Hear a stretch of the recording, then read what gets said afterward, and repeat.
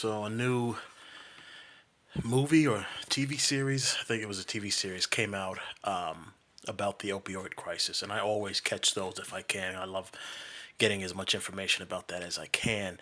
I haven't really finished it, but from what I saw, it's been good. It's a good show. It's well acted. The direction and the pacing seems to be done really well. Everything about it is good. The reason I'm making this though is to just I just like to talk about one of the I don't want to no, I'm going to say it, one of the biggest white on white crimes in the history of humanity. This whole opioid crisis is something that I always like to talk about because being a black person living in America, you get all of this propaganda about you, people that look like you, that sort of implies or just outright says that you are the biggest criminal class in the country, that you are a part of a group of people that are violent, degenerate, irresponsible, lazy, all this propaganda that's thrown out there, whether it is something that is not as in your face, or if it's just blatant. I can't even think of words anymore. I'm really getting old. Subliminal is what I was trying to say. If whether it can be a subliminal, something very small, or it can be just blatantly thrown into your face, so you won't necessarily know that it's hitting you, but it's hitting you, or they just outright say it, where they just create music groups or music caricatures that portray us in a certain way, to the way they portray us, the way white Hollywood portrays us in movies and television shows. Because make no mistake about it, when you see black people on television, in these television shows, on commercials, in movies, what you're seeing is a white person's idea of what black people are or what black people should be, or just an idea of what or a image that they want to portray of black people. That's what you're seeing. That's the vast majority of us don't act like that. You don't see music stars coming out talking, white music stars coming out talking about how much they love meth and pedophilia. Now that is a big part of white society. I'm sorry, let me not. I'll take that back. That's not a big part of white. That's a big part of degenerate white society. A big part of their degenerate group, of the degenerate people within white society. But that's not pushed as a normal thing that a good number of white people engage in. But when you have the degenerate sector of black society doing certain things, well, that's amplified and it's sort of made known, or pushed. Propaganda is pushed to say, well, this is how black people in general act. Most black people are this way, and that's a white production. It's white propaganda, and that stuff is always pushed out there. How we're criminals, how we're drug dealers, and all this horrible stuff. Talking about black on Asian crime, videos of black people robbing stores. Where when other groups are committing crimes, that stuff isn't either talked about or it's just hidden, or if it is talked about, they kind of word it in a certain way to make it seem like, oh, well, this is just a lone person. This is a one-off. This is rare. This person or this small group has mental problems, so that's just a one-off, and that is an exception to the rule. But with black people, they try to work to make it seem that that is the rule. That's just who we are as a people, and that stuff is done primarily to hide the crimes of wealthier white people. And white society, I've obviously not all white people are racist. That's obviously not a thing. But so many of them, I would say most white people are racist to a certain extent, prejudice and jealous to a certain extent, whether they just dislike black people or they just outright hate. But it's there in most of white society. And because of that, white society will ignore crimes being done against them. They'll ignore their own pain just to get a chance to or just to get a chance to make black people look bad, or to attack black people, or to hurt black people in some way. That's how pathetic and jealous these racists are in white society. They will ignore things that are happening to them. So you have stories like this. This Painkiller television series is going over the crimes of the Sackler family, which is a white family, a white Jewish family, who are really just drug dealers. They were really, it was just a drug empire. So when you see shows like, I've never seen this show, but I'm assuming because this is America that it's about some kind of criminal acts like drug dealing. So when you see fictional shows, because you know that's not that big of a thing in white in black society, it's rare to have criminal drug empires in black society. But when you have fictional shows like Power, or even real shows like Narcos, which talks about the Mexican cartels, which is real, people only attribute that kind of criminality to blacks and maybe Hispanics. But in reality, white society has cultivated the biggest, not some of the biggest drug kingpins and cartels in the history of human life. From the drug dealing done to people in China. I mean, they dealt drugs to China. They sold drugs through India to the Chinese. And when the Chinese said, "Well, this product is bad. We don't want our citizens on it," white society started a war and they attacked them. And they said, "Well, if you don't let us sell your citizens drugs, we'll kill you. If you don't allow us to sell drugs to your own citizens, well, you're going to get murdered. We're going to attack you." And they attacked them. To the 9/11 hoax, where you had war started that resulted in the deaths of millions upon millions of people, just so that white society could get access to get their regain access, because they had access before. That's, to me, that's what the whole 9/11 conflict started over. Is they wanted to regain access back to the opium fields in Afghanistan, because the Taliban told them, "This product, we don't want to sell this. We don't want to grow this product anymore because it's against our religion. This is unholy. This opium product that's being used to devastate people around the world." And then right after the Taliban did that, the white society came in and said, "Oh, well, look, the Taliban is a bad group, and we have to go in there and attack them and kill them." And that's what they did. After they did that, opium production went right back up. Since the U.S. toppled the Taliban in 2002, opium production has tripled. The Taliban, which prior to the U.S. invasion had fought drugs, now derive a third of their income from opium sales. From that over to this Sackler family fiasco, where these people have gone, these white criminals have gone out of their way to ensure that they can turn the vast majority of Americans, and that meaning white Americans, into drug addicts, so that they can make more money for themselves. And the reason I say white society is because this is all throughout. You have people at the very top, in the government, in the regulatory agencies, who ignore it or get paid to allow these products to be sold, and to just ignore these people. People within the justice system that will excuse and pardon these people and protect the drug dealers, that right down to to regular white society, to the middle class, the working class, and the poor within white society. They'll just ignore it. They won't go after these people and attack these people. They will direct all their anger at other communities like the black community, instead of going after the actual white criminals that are working to destroy white society for their own financial gain. So these guys got away with this across the board.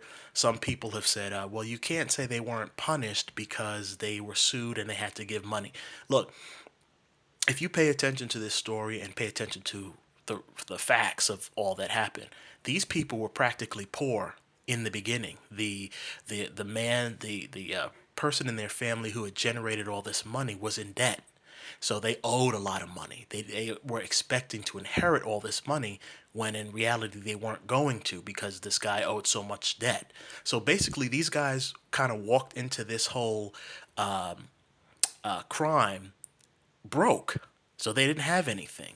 So at the end of the day, after all of this damage that they've done, if they have to give even 95% of the proceeds away back and pay that back, as the form of punishment, well, that means they weren't harmed. Because if you have 0% before, and now you have at least just 5%, well, that's better than the zero that you had. So you still come out on top. It's like we took this gamble. We know that there's going to be some resistance and some issues, so let's put some money aside to pay off, to pay our way out of prison. Because the real punishment is prison. If you are a black person in a place like New York City and you are caught with a certain amount of grass in your pockets, and I mean grass that literally grows out of the ground, well, you go to jail for, they'll take away a third of your life, throw you in jail for 30 plus years. But these guys who are making actual a chemical drug in a lab and then tricking people, and I mean, it's like the example I use, the black person selling grass, which is marijuana, or not even selling it, just having it. Let's say you're a black person and you're selling it. You're selling it to people who want to do drugs. Whether it's right or wrong, whether society has decided whether it's right or wrong, the person you're selling it to has made the actual decision. I want to buy this drug from you and take the drug to get high. And for that, well, you're getting 30 years in prison. But the Sackler family, and not just the Sackler family, all of these big white pharmaceutical companies, well, they just go out of their way to deceive people. And there's people out there that have no interest in doing drugs. They're taking what they thought is a medicine.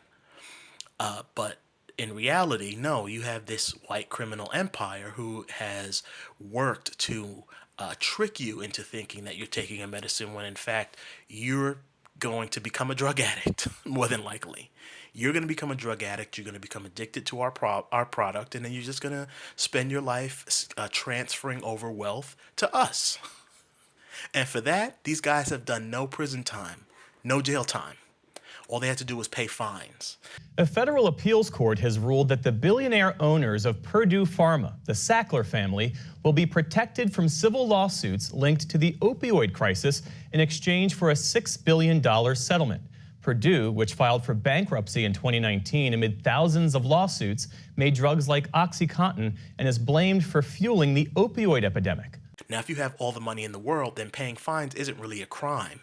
That's not a crime when you've gained all this money, because if you get to keep some of the money, like I said earlier, you've never been punished. Because if you started out with nothing and you end up with even just a little bit of something from the crime, well, then there was no punishment, because all the other stuff all the other proceeds that you gained or profits, that was all from the crime. So if you have to give that back but get to keep a little bit of it, well, then were you really punished? So white society, these people aren't being punished. And OxyContin isn't the only, and I'll say it wasn't even a worse drug out there. You have all kinds of white drugs that have been produced and sold, and because these criminals have used their money to bribe our criminal government, well, the government just lets them say that it's legal. So the government gets to tell you what drug is good and what drug is bad. So like same example I used. If you're in the 90s, the early 2000s, if you're black and you have some marijuana on you, grass that grows out of the ground, well, they'll take that from you and you go to jail for a third of your life. They punish you in the most severe way possible by taking away your time, which is your most valuable thing. Now, well, marijuana is legal. So was the drug harmful in the past when you were punishing people? You said it was harmful, and that's why you had to destroy black communities. But now it's not harmful. Why is it not harmful now? Same thing with alcohol. Alcohol, they was being talked about as the destroyer of families, because men would come home from these hard factory jobs, and they would, in order to kind of to wind down, they would drink some alcohol because it was legal. They would get drunk. They would go home, beat their wives, beat their kids, break stuff, and do all this violent stuff. And that was just one example. So they started to say, well, women started to come together and say, look, this men need to stop drinking this stuff. This stuff needs to be made illegal. They said, okay, it's illegal. This is a drug and it's illegal. It's causing harm to society.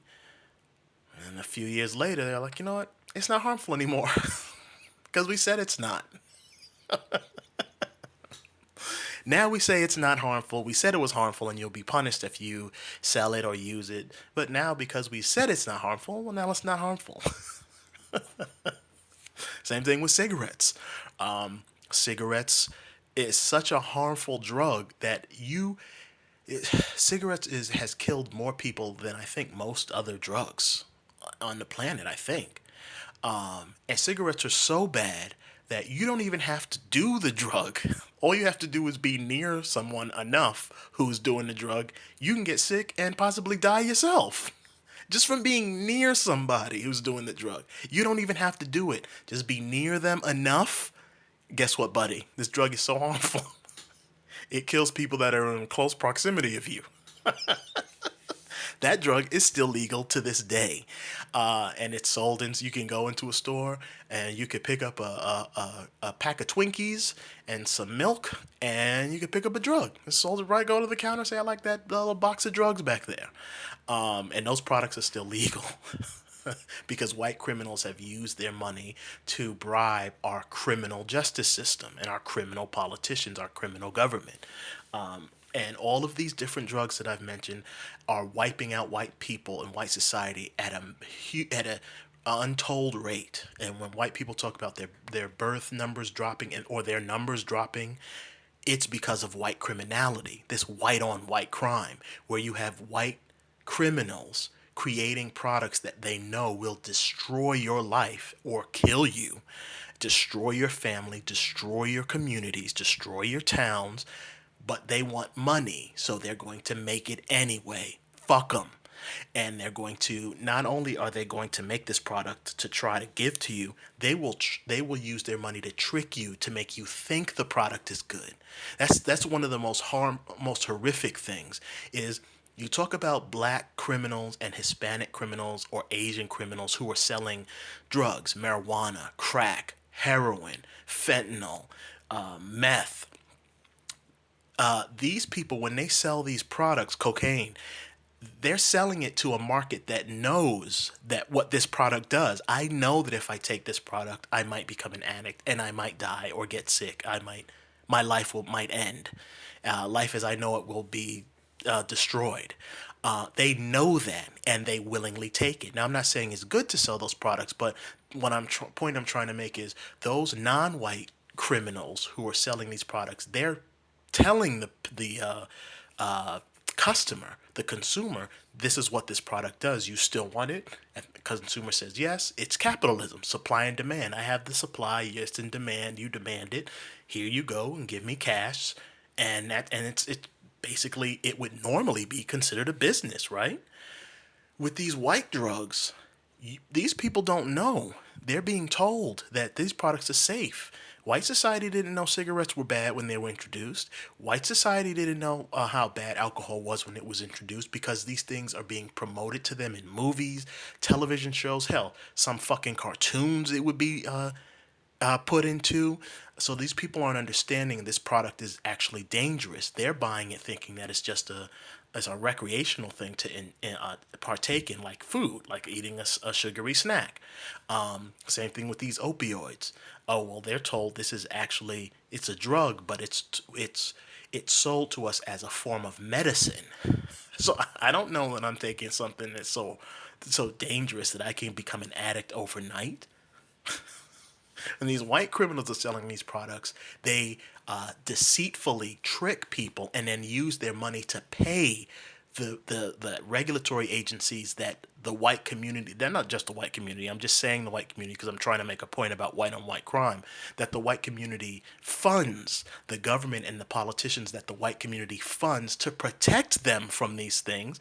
Well, those white criminals go and pay those regulatory agencies and politicians and the government and the justice system to make it look like those products are not only safe, but then to protect the criminals once the products are shown to be dangerous.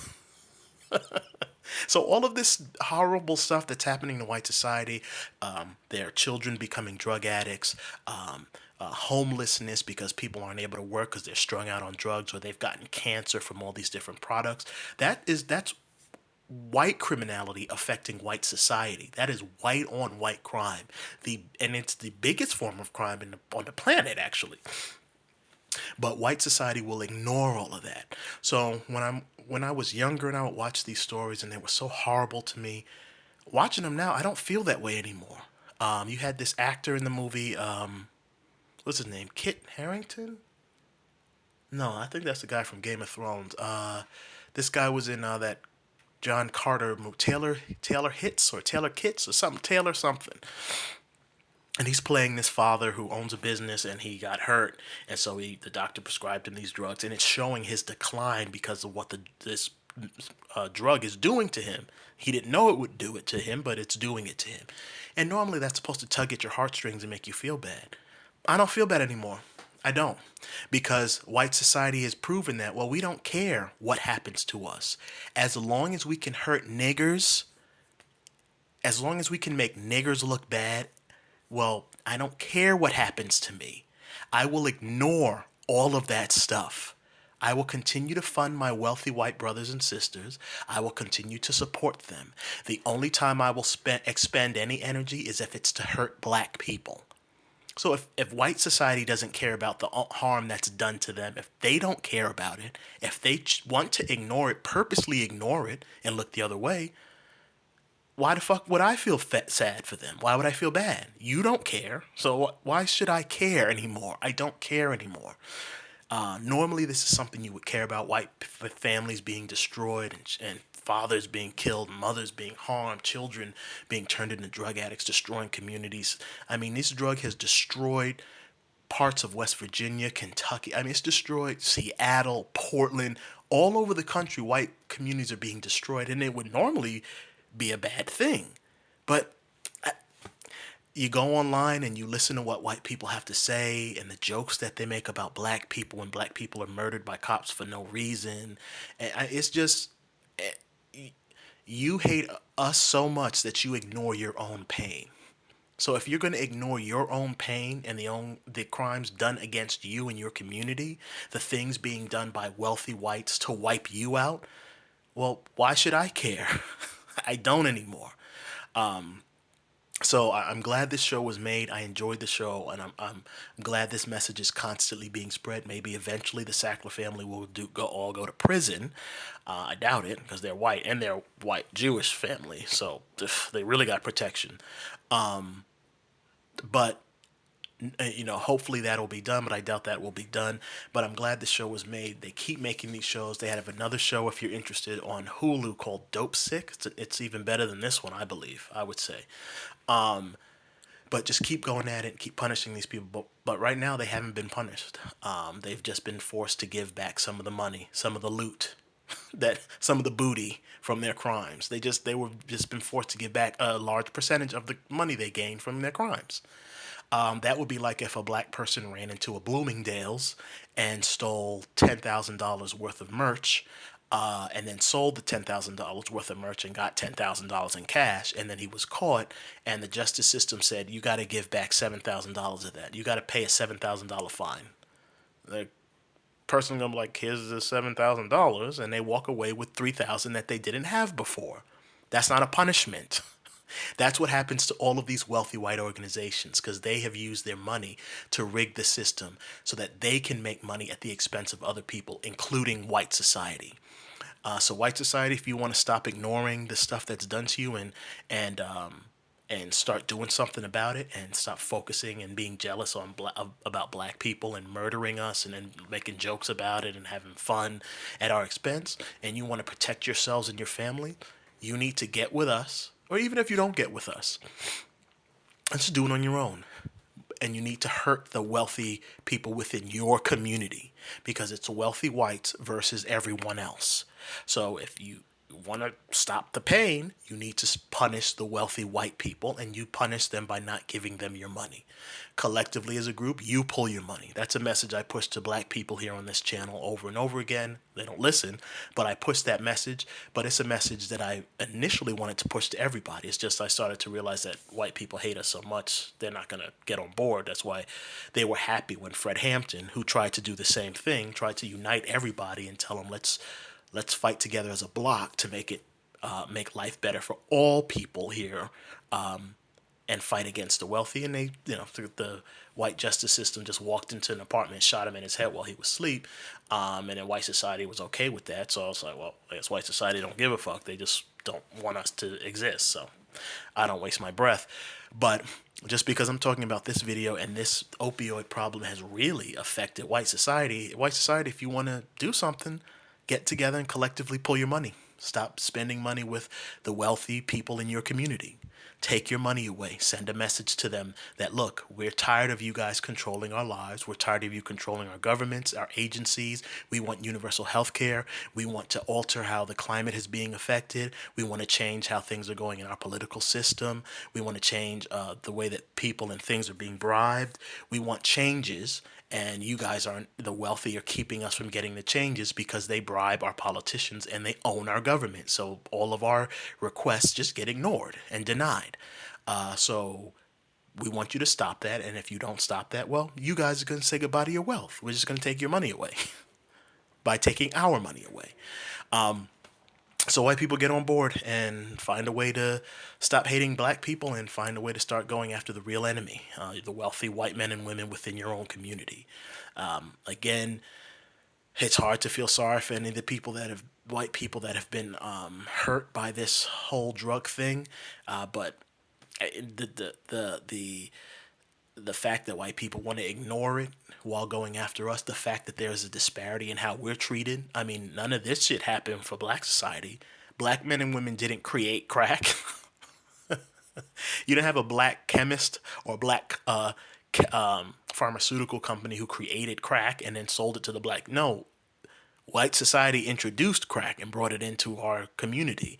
We were affected the same way white people are being affected right now, except when we were affected, well, we were criminals. We had to be punished. We had to go to jail. You had the Democratic leader, Bill Clinton, passing a law that was written by another Democrat, Joe Biden, who is now the fucking president, saying that black people need to go to jail and be punished for this drug problem that they have created. But when it happens to white people, oh, well, it's a problem. You got all these rehab facilities popping up. You got fucking documentary reality series that have been going on for decades, like Intervention, showing the plight of poor white drug addicts and how they need help. You have these programs in the justice system now where if you're a white drug addict, well, we won't necessarily punish you right away. We'll put you on this program and work with you. That with black society, we didn't have that stuff. We were just criminals. We were criminals. We were taken away from our families, thrown in jail. There was no help or programs to help us. That wasn't a thing.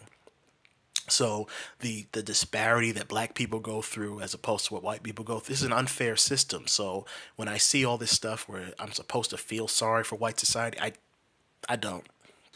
I look at these and I kind of laugh.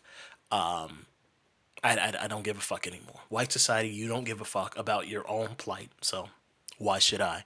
But all that aside, what network does this show come on? I don't know. I don't like to support or promote networks anyway. So if you can find this for free somewhere, I would watch it. It's entertaining. It's a great show, great production value. The actors all doing great jobs.